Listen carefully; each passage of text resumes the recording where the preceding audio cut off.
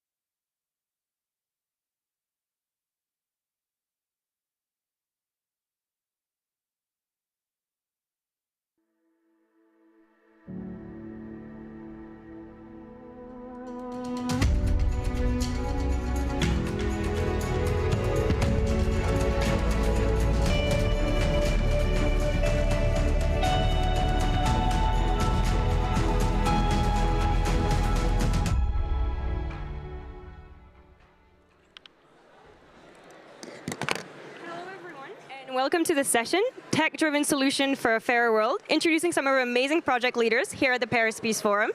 The Paris Peace Forum was built in 2018 on the belief that collective actions can be built from the bottom up and that solutions addressing global challenges already exist. Each year, projects are selected to be showcased at our annual event, and among those projects, 10 are selected to benefit from a year of personalized support as part of our SCUP or Scale Up program. You might have the chance this morning to already saw our amazing announcement at midday and the other pitch session that took place this morning. I have the pleasure of introducing our amazing moderators who are esteemed members of our PPF community and happen to be mentors as part of our Scale Up program. Hilde Hardeman, Director General of the European Union's Publication Office, and John Frank, CEO of Frank Strategies. Hilde, John, if you want to say a quick word. Good afternoon, everybody. Quick word. In the European Union, my day job is to help ensure that decision makers, citizens, businesses have data and information they can trust and services they rely on, to help them make evidence-based decisions, to help the rule of law in the EU function, to ensure accountability, transparency. I'm very proud to be a SCUP mentor for the 5th year this time, and I look forward to this session. Thank you. It's wonderful to be here today at the 7th Paris Peace Forum. I have been part of the Paris Peace Forum community since the very first one.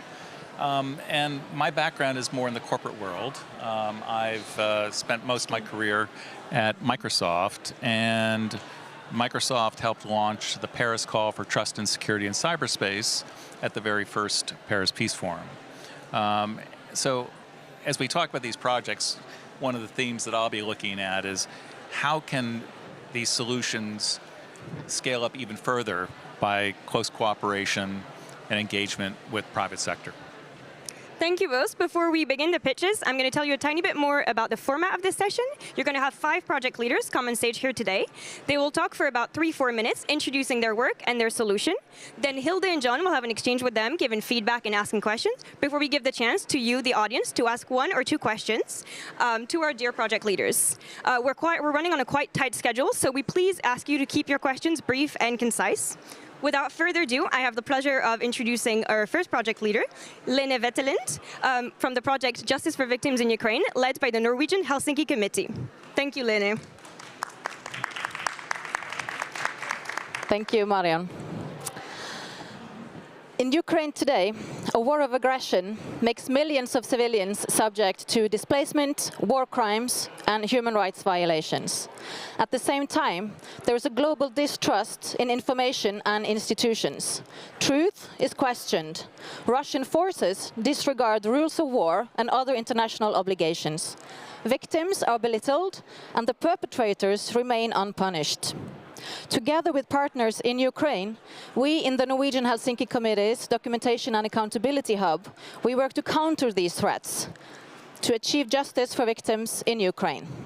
We document the atrocities, we interview victims and survivors, and we analyze the material in our comprehensive database. Of course, this also includes incidents done by the Ukrainian side. The methodology, the tool, and the material is shared with local partners in civil society, with the Prosecutor's Office of Ukraine, and relevant international stakeholders. We provide case files on the suspects so that they can be put on targeted sanction lists or prosecuted in national or international courts. Making use of the information in the database and our extensive network, we help locate individuals that are in captivity, such as the thousands of Ukrainians kept in captivity in Russia. In this time of unpredictable political actors and disinformation, the facts that are gathered in our database and analyzed according to a very set and strict methodology are crucial to make sure that decision makers have the facts that they need to make informed decisions. For example, many donors and stakeholders seem to think that the time has now come for transitional justice and reconstruction of Ukraine. Unfortunately, we are not yet there. There are still very active acts of war taking place, and we still need to document the atrocities that take place every day. We need to gather and preserve testimonies for the future. With the help of the Scoop program over the last year, we have strengthened our cooperation and our confidence to speak about this and to reach out to a broader audience. So we call upon all of you to continue supporting the brave fight of the Ukrainians, and remember that any peace agreement must be on their premises, based on respect and recognition of Ukraine as an independent state and Ukrainians as the citizens of that state. We've also heard in several panels here today that truth is one of the victims of war. In this case, we would also advise you all, encourage you all, to take a critical stance to the information that you hear, to support the independent journalists, the fact-checkers, and the activists that so bravely document and analyze the war crimes. Thank you very much for your support.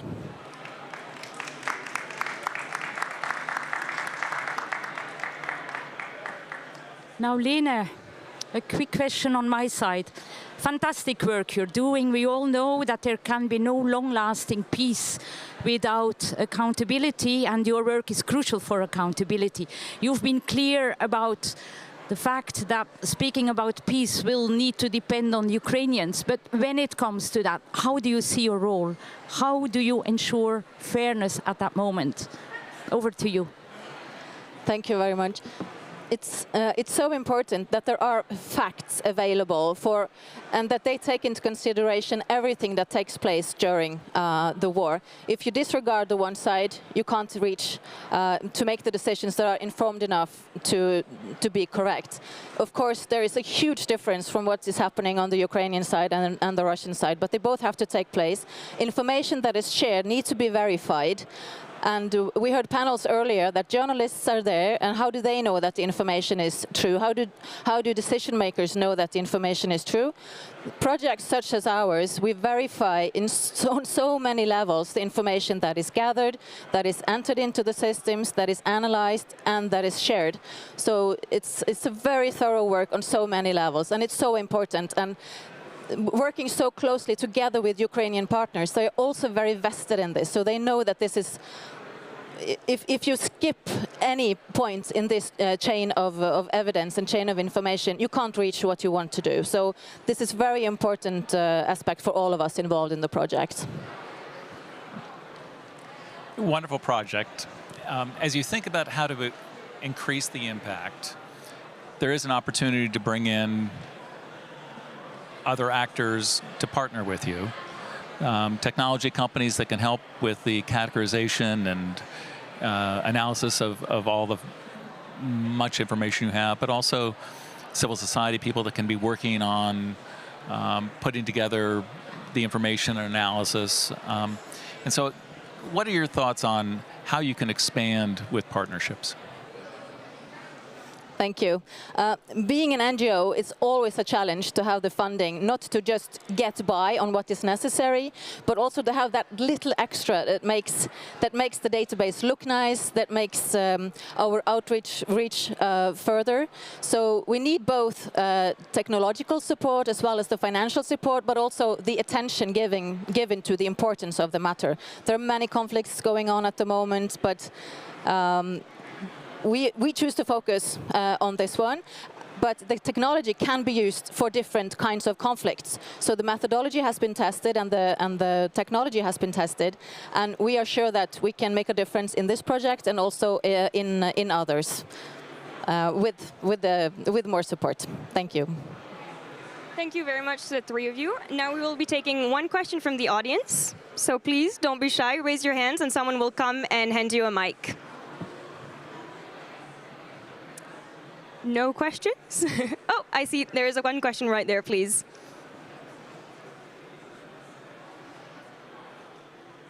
Hi, thank you for your presentation. I was wondering if you've been leading this project for a long time, and if the start of the war in 2022 had changed the way you approach with like data and things that you discover? Thank you.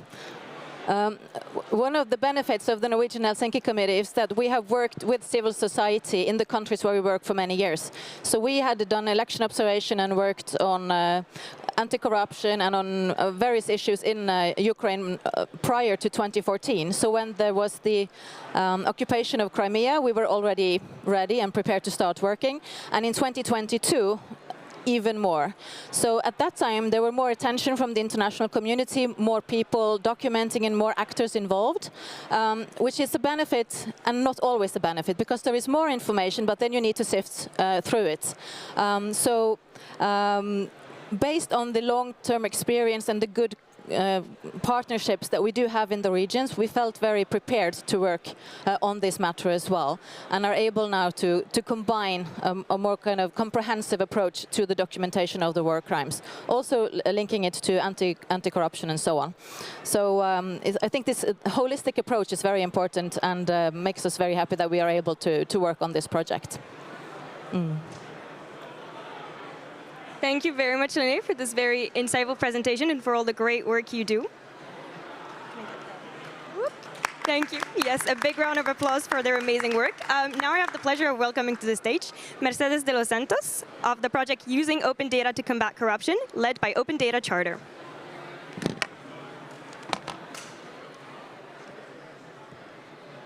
Thank you, Marion, and hi, everyone. Well, corruption has a devastating impact in the daily life of many people. And we know that open data has a crucial role in combat and fight corruption. Why is it? Well, because through open data, you can monitor the public spending. You can also track the asset of public declaration. And you also can identify anti-corruption activities on land registered, on, for example, lobbying registered, or in public finance. I'm Mercedes de los Santos. I'm a project director of Open Data Charter, and we are a global organization that works together with government and civil society organizations around the world in the process of opening up data in different thematic agendas. In 2023, we were selected to be part of the Scale-up program with our project Using Data to Combat Corruption. The initiatives Open Data to Combat Corruption includes 3 tools: the Open Up Guide to Combat Corruption, the Anti-Corruption Commitment Creator, and the Roadmap to Fight Corruption.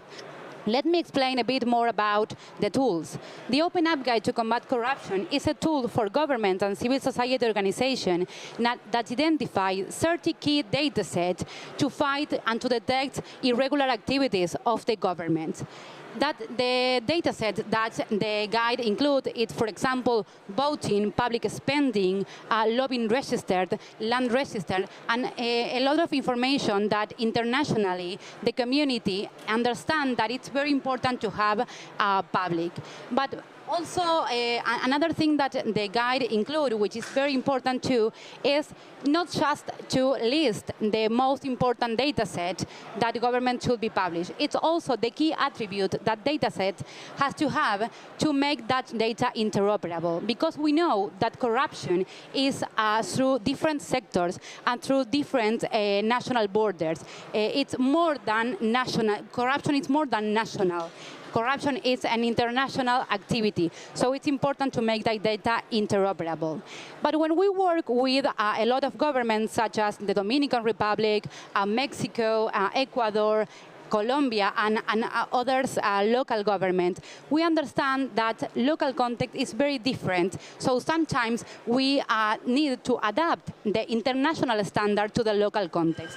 So for that, we developed the Anti-Corruption Commitment Creator and the Roadmap to Fight Corruption to ask government what problem they are trying to solve with publishing that information.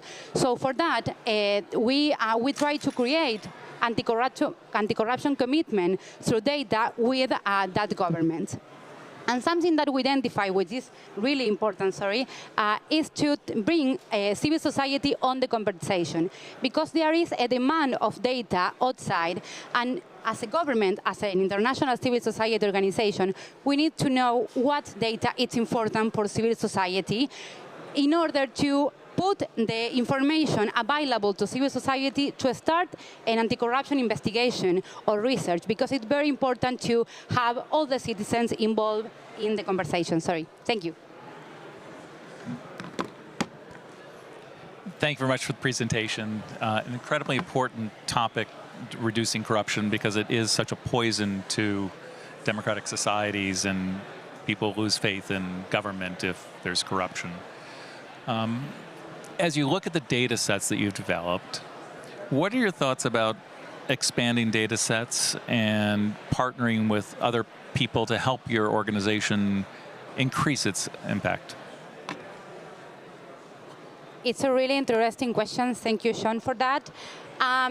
As we said before, we work together on supporting government, but we know there is a lot of data produced by civil society organization and private sector, which is very important and has to be involved in the corruption cycle.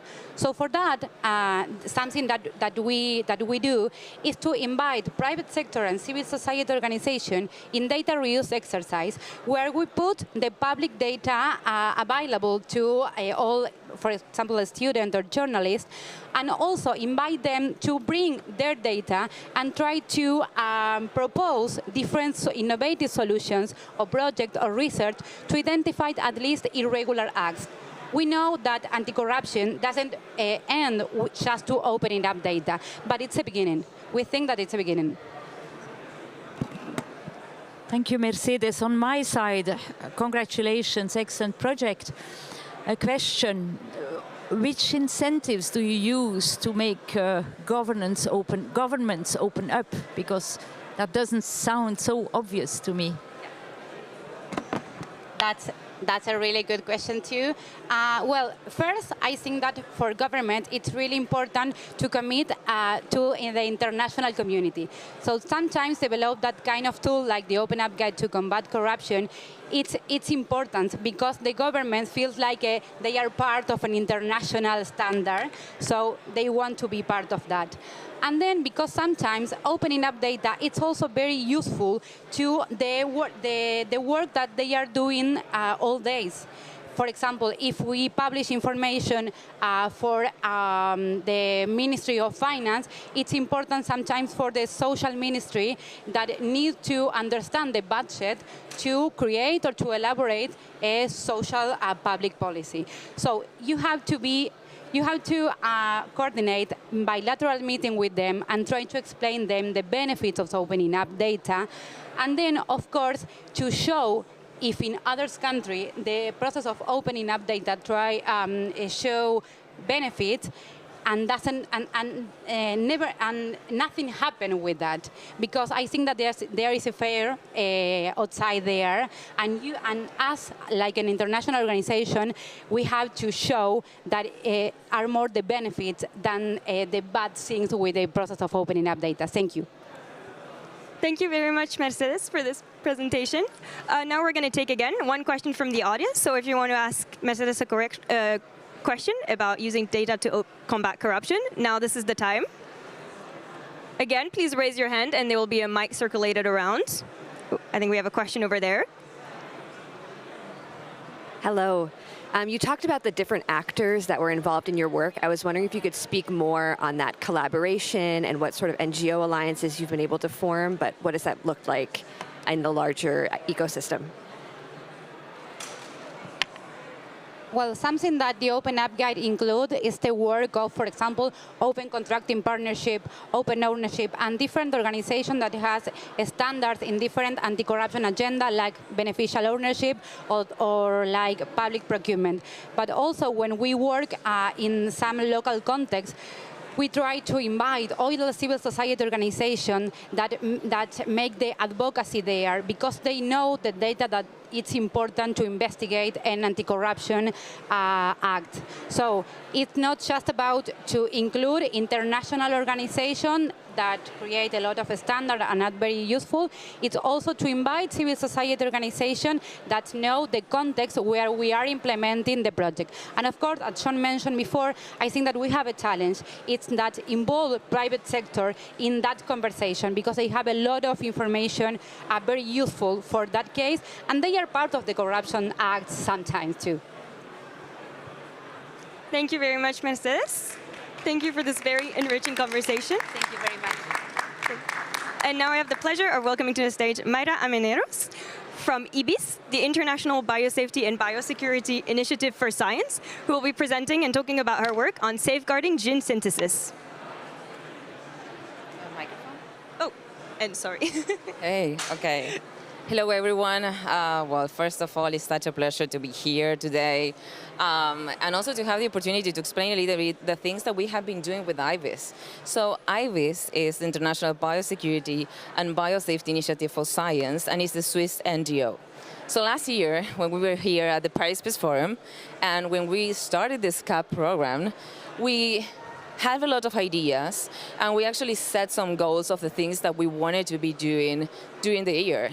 So I'm very happy to say that we achieved most of the things that we are really encouraged to have during that moment. And for example, on February, whenever we start the year, we officially launched IBIS at the Munich Security Conference. And then in May, we, again, what we did was to officially launch the common mechanism, which is our tool. And we launched that in California in SynBioBeta. And then in September, we hosted this biosecurity industry meeting that was called Safeguarding a Responsible Transition to a Bio-Based Economy. So we hosted this meeting in collaboration with CEPI and with the World Economic Forum. And so after all of these things, I want to come back to our project here at the SCOP program, which was, the common mechanism. Is this software that we created that is an open source software that is available globally. Anyone can use it. And the target audience is DNA providers. So anyone that is selling DNA or any nucleic acids, they can use our software to screen the sequences that someone is requesting. So if someone is requesting a sequence because they want to buy that, it may be a researcher, academia, or anyone. Whenever they are asking for that sequence, the provider can really check that and see if, well, is the sequence something that really is harmful? It is aligned with the sequence of a risky pathogen, or is it aligned with the sequence of a toxin? So with that tool, they can really see the orders and really screen if it's a red flag. And that way they can stop and say, well, maybe I'm not going to be selling this DNA, or I'm going to be doing more screening about who is this person, who is this customer, and why is this person asking me for this sequence. So the common mechanism is something very, very important for us. And also maybe you will be asking, but who is going to be requesting a sequence of a dangerous pathogen? So, and I will respond this with another question to all of you. So if you know what I have in my hand, I can imagine that you all know what is this. So this is a COVID test. And one of the things that we have with this was that was a benefit for society, right? Whenever we had the pandemic. And this is done with synthetic DNA. So this is a very good example of a good purpose of science and a benefit to society. But at the same time, someone else could be doing something that is not good and with a bad intention. So that's what we want to do with the common mechanism, really, to achieve trying to, get these steps and try to safeguard biotechnology. So right now the tool is very good. We are getting end users, and we are in a situation that we are getting a lot of users of the software, and we have less than 2% of false positives from what the software is given. And we are actually very, very strong with AI and new challenges that are about synthetic biology. So the software is very, very strong. So those are one of the things that we have been doing. And I also want to get this opportunity to thank the Paris Peace Forum team, because without this amazing mentorship, we couldn't be working on this with the mentors, giving their advice, and also with the whole project to enhance our skills with the workshops. So thank you. Mayra, thank you. This is really an example where tech is helping people to do the right thing, where tech is directly helping to increase fairness. You were speaking about where do you get uptake, but which are the areas, which are the sectors where you would want to see more uptake? Thank you. Well, Thank you so much for that question. That's something very important. One of the things I was mentioning is that we did these, industry biosecurity meetings. So that meeting was a way for us to really engage with the industry sector, and we bring them into the discussions because many times they are not engaged in the international, discussions and forums. So in that way, we ask them, what are you doing about biosecurity? Do you have any gaps in your institution? Do you have any challenges? If you have any biosecurity concern, who is the person that you are reaching out to? So we had all of these questions, and we engage very well with the industry sector and the private sector. And so we saw that IBIS is, really a nexus to engaging with these sectors. But at the same time, we decided that, well, we also should be engaging with other type of sectors. And that's why we are doing this, next month we are doing the Paris meeting, that we are holding this meeting here in Paris to engage with other different stakeholders. So we are going to be at industry sector, but at the same time, civil society and the government, Ministry of Health, Agriculture, Science, and get these conversations with all of them, because we can also we can be an actor and just connecting everyone, but at the same time, we can also try to work together and in a collaborative way. And I think this is something that we really get from the idea and from the Paris Peace Forum as well, to work all together and build that momentum. Yeah.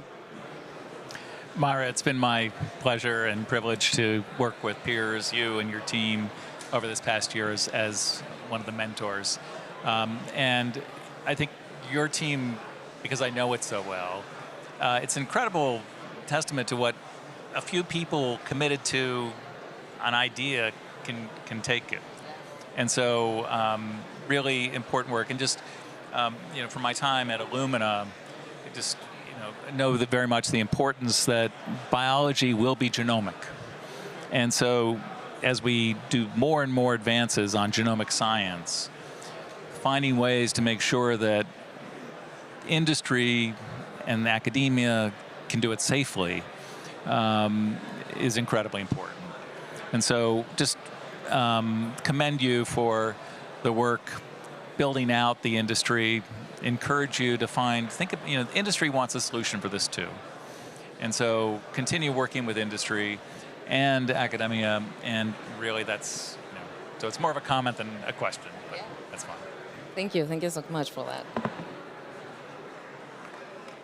Thank you very much, Myra. It's so interesting to hear about the intersection of science, technology, and global issues. Does anyone from the audience have any question about? Ooh, I believe there is a question on this side. Thank you very much.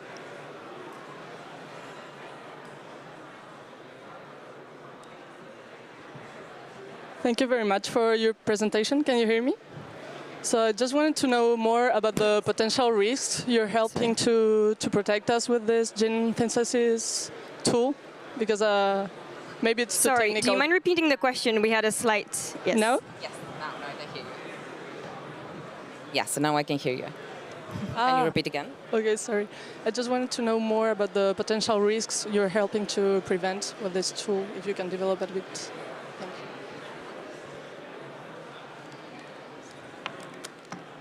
So whenever we are saying, trying to safeguard biotechnology and the risk that we are mentioning is because anyone can, for example, get a pathogen or a virus or something that they can develop in the lab right now. So nowadays, the access to really technology is very easy and it's decentralized. Anyone can have a lab in their garage. And synthetic biology, I was part of the iGen competition, and you will be really impressed by the things that someone that is very young is able to do with synthetic biology. So those are risks that we have over there, and anyone can be doing something risky and use that pathogen virus for, a bad purpose and conduct an attack or a malign, use. So that's the things that we want to avoid as well. Right. Can I just give a specific example? The COVID virus is essentially, the GNA of it is open source, and it's called a gain of function. Somebody can engineer that to make it even more lethal, and that's the kind of concern that we're trying to address. Thank you very much. Myra? Okay. No, I just want to add that yes, about that. That's one thing that is very important when Sean was saying. One thing would be, the misuse, or something could be that a researcher is doing something that is maybe too risky, enhancing the virulence of a virus as well. So it's something that could be delivered on purpose, or at the same time could be something that, is just very risky. Yes. Thank you very much. Thank you. This was very insightful. And now I have the pleasure of welcoming to the stage Mariana González Carrillo, who will tell us about leveraging data for human-centered policy, a project led by UNDP and the German cooperation. Thank you very much, Marion, and it's a pleasure to be here on stage with Hilde and John. My name is Mariana Carrillo, and I am delighted to be here with you today, and I would like to everyone imagine the following scenario.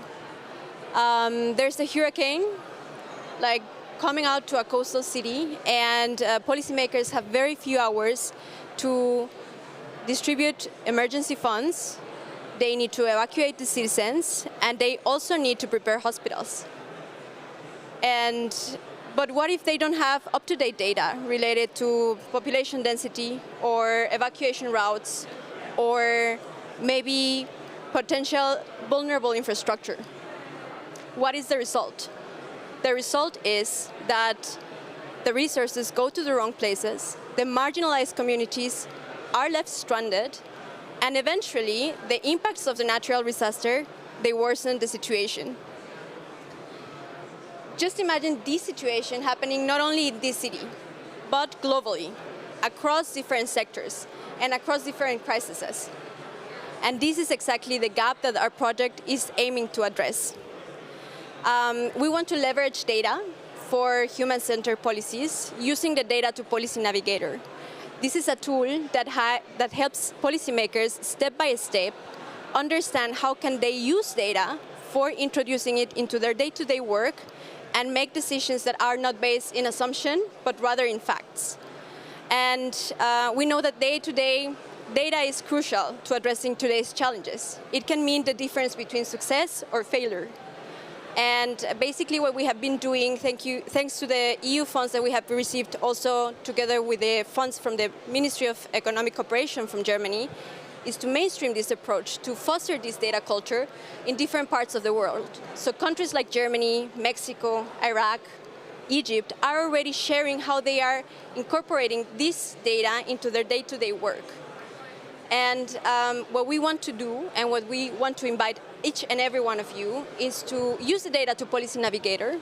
We want to know your experiences, especially as policymakers and decision makers, but we also want to know which are the challenges that you're facing, because we believe that everyone can learn, not only countries from the global south, but also countries from the global north. Like, we are all in this together. It takes a village to really understand what it's needed to take better decisions and to eventually use this data to create better policies for better lives. And thanks to the SCOP program from the Paris Peace Forum and to our amazing mentors, such as Hilde, we have been able to amplify the impact that we have been doing, especially, and now we have over 20,000 users. And we're very proud of this, and we're very much looking forward to have you and your feedback for fostering more data-informed policies. Thank you. Well, wonderful project. It's incredibly important to enable governments to be more effective and operate more efficiently. And, we talked before about some of the case studies on your website. Could you tell us maybe perhaps about the Mexico one and explain how data was used in real life to advance the development of a healthcare system? Thank you so much, John. Yeah, actually, it's not because I am Mexican, but I really like this example. We were working together with the Ministry of Women, and eventually we ended up using also information that the Open Data Charter was also contributing to this, which is a very nice collaboration and a very nice example on how we can build up on synergies and the work that other people in this sphere are doing. And what we did is we bring different types of data together, like not only census data, but also satellite imagery. We also use geospatial information to really understand where is the demand and where is the supply for care services in Mexico City. And how many women, how many elderly people could potentially benefit if like a care facility was placed in this specific block. So the policymakers have now this information, and what they are doing is they are integrating this into the plans for the next policy cycle, which is also very impressive. And we're also very proud of this collaboration with the Ministry of Women from Mexico City. Mariana, on my side, a comment rather. It was a big privilege to be working together with you and your team on this project. And what you've pointed towards, and which I would like to underline, is that this project that was developed with a certain target audience in mind has developed into a tool that is really relevant and important for everybody. And I think it's very much in line with the objectives of the Paris Peace Forum to find together ways of governance that can deal with global challenges. So what you're doing, what you've done, it's exactly that. Great. Thank you. Thank you so much, Hile. The privilege has been totally mine. Thank you very much. Now, as you've known, because this is the fourth time we're doing it, we will be taking one question from the audience. So does anyone have any question for Mariana about leveraging data for human-centered policy? Ooh, I believe, yes, we do have a question here.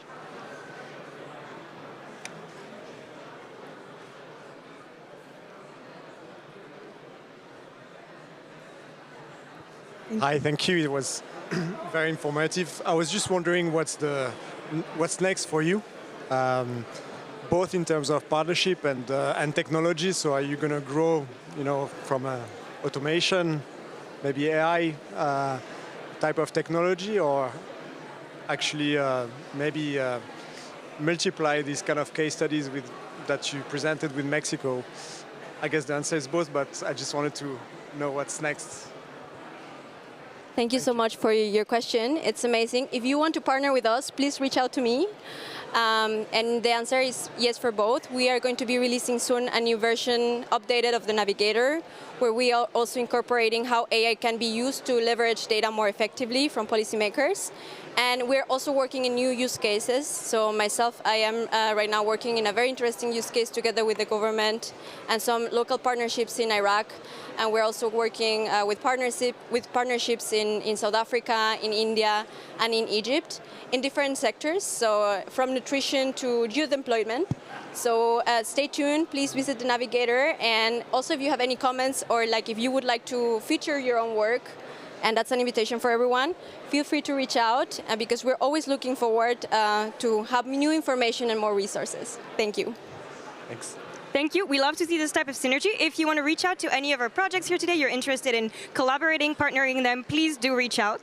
Thank you, Mariana. Thank you, Mario. And you've heard her. Go check out the Data to Policy Navigator. Now, last but not least, I have the pleasure of welcoming Theodore Caponis, who will talk to you about Dalil, a platform led by Siren Analytics.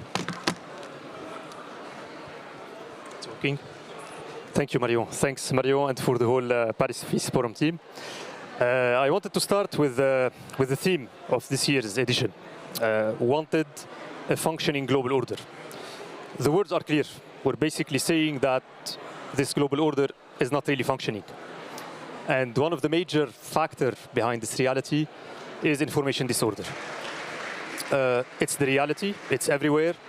Impact on elections, on public trust, on stability, on security. But it's not new. Information disorder has been around since forever.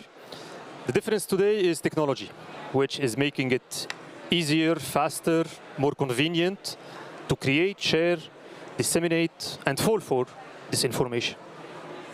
But technology is double-edged. It can amplify disinformation, but it can also provide us with tools to counter disinformation. And this is where we come in. Dalil is an AI-powered media monitoring and analysis platform. It basically helps you in the fight against disinformation. We monitor, analyze, and verify in real time content from news and social media. So we automate part of the process across these three these three functions in the process.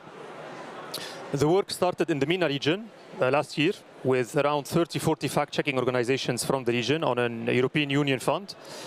The focus was on Arabic content. This year we expanded to the Western Balkan region, focus on Serbian and Croatian language with around 100 journalists. We also partnered with an organization called Les Souligneurs, here based in Paris, working on legal checking. We're developing with them a bot, generative AI, which allows you to verify any public claim against the corpus of law. So you input any public claim that you see online, anywhere, and the tool will help you verify it against international law. The platform also has an OSINT functionality tailored for social media and open not only for fact checkers and journalists, but also individuals, governments, institutions, organizations. So this is the full tool suite of Dalil. Which brings me to my last point, really. Information disorder concerns everyone. Of course, there are the frontliners, the fact checkers, the journalists, but it's also for individuals to be part of this fight. Today at Dalil, we're trying to simplify these tools, these verification tools, automated monitoring tools through AI, because we have to use the same weapons. You cannot go to a gunfight with a sword. You have to go to a gunfight with the same weapons you're being fought with. So technology is here to help, AI is here to help. Working with the SCOP program over the past year helped us a lot. It was a really push forward for the project. As you probably heard, we were also selected for this year's cohort for the SCOP. So hopefully next year I won't even need to present Dalil if the SCOP project help us push through the last mile. And thank you. That's it. Theodore, another really wonderful project that you've started for a given target audience, but which I can see is becoming globally relevant, language agnostic, etc., etc. Now, my question to you, how do you see the road towards long-term sustainability for this project? Thank you, Hilde. So yes, in terms of sustainability, I'm going to put that here. In terms of sustainability, we're developing now a freemium model for the platform. The platform needs to remain open access. It's for the public good, it's tech for good, it's used by fact checkers, journalists who need all the support they can get in the fight against disinformation. But the platform also needs to be sustainable, to live. So we're looking at a freemium model whereby we keep it open and free access for the frontliners, but we start having a paid access for bigger organizations, bigger media outlets, governments, think tanks, with maybe more access to data, maybe more advanced tools, more tailored AI. And this paid access can help us then secure this continuous free access for the people who need it most. So long story short, it's mostly a freemium model, open for the public good, paid for those who can afford it, and hopefully it will make a good mix. Asking a slightly broader question, in this current world where we have information from so many sources, the resilience of people to not just want to just grab on whatever fact kind of fit their worldview, but trying to think about resilience for wanting truthful facts. What are your observations? You've been working in this space for a while, and you've given. Thank you. Yes. We've worked with, as I said, with the frontliners for a long time.